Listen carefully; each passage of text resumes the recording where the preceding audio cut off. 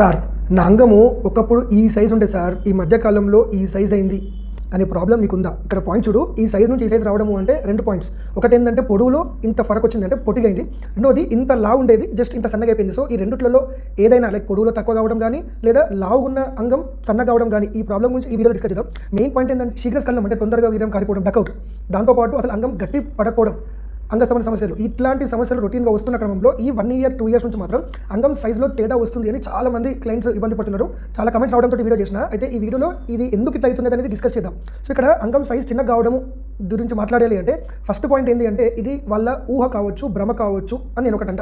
ఏంటి అంటే మరీ ఒకప్పుడు ఎంత ఉండే ఇప్పుడు ఎంత ఉండేది గుర్తుండకపోవచ్చు, స్ట్రెస్ ఉండొచ్చు, టెన్షన్ ఉండొచ్చు. సో దీనివల్ల ఏంటంటే ఇట్లా ఉన్న అంగం ఇట్లా అయిపోయిందేమో అన్న ఒక ఉద్దేశం, ఒక భావం కలిగి ఉండొచ్చు. సో ఇది ఇక్కడకుంటే ఈ మధ్య కాలంలో నా దగ్గరికి పేషెంట్స్ ఎంత ఓపిక అంటే ఒకప్పుడు నా అంగం ఇంత ఉండే సార్ అని చెప్పి స్కేల్ తోటి మెజర్ చేసుకొని ఇప్పుడు ఇంత అయింది సార్ అని చెప్పి ఇదే ఫోటో స్కేల్ తోటి పక్కన మెజర్ చేసి తీసుకొని వస్తున్నాం. లైక్ ఒకప్పుడు 5 centimeters ఉన్న అంగం ఇప్పుడు 3 centimeters అయింది సార్ అని చెప్పి.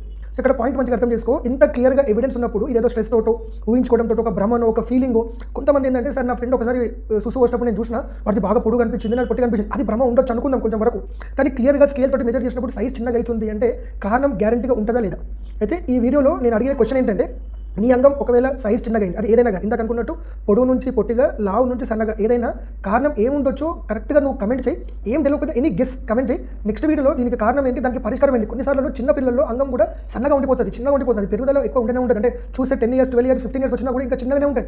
మరి అదైతే భ్రమ కాదు కదా. సో దీని గురించి డీటెయిల్గా డిస్కస్ చేద్దాం. నేను doctor AVS, psychiatrist, sexual medicine specialist, స్పర్శ హాస్పిటల్, ద్వారకా నగర్, నిజామాబాద్. నీ కమెంట్స్ క్లియర్గా పెట్టు. ఇంకొకటి కుదిరితే నీ నేమ్ పెట్టే అవసరం లేదు కానీ నీ వయసు ఒకటి మెన్షన్ చేయి, ఎందుకంటే టాలీ చేయడానికి ఇంపార్టెంట్ అది.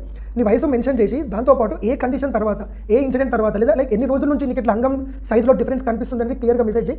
దాన్ని బట్టి నెక్స్ట్ వీడియోలో నేను గైడ్ చేస్తాను. ఆ తర్వాత ట్రీట్మెంట్ ఏంటి అనేది కూడా నెక్స్ట్ వీడియోలో డిస్కస్ చేద్దాం. Thank you, signing off, bye.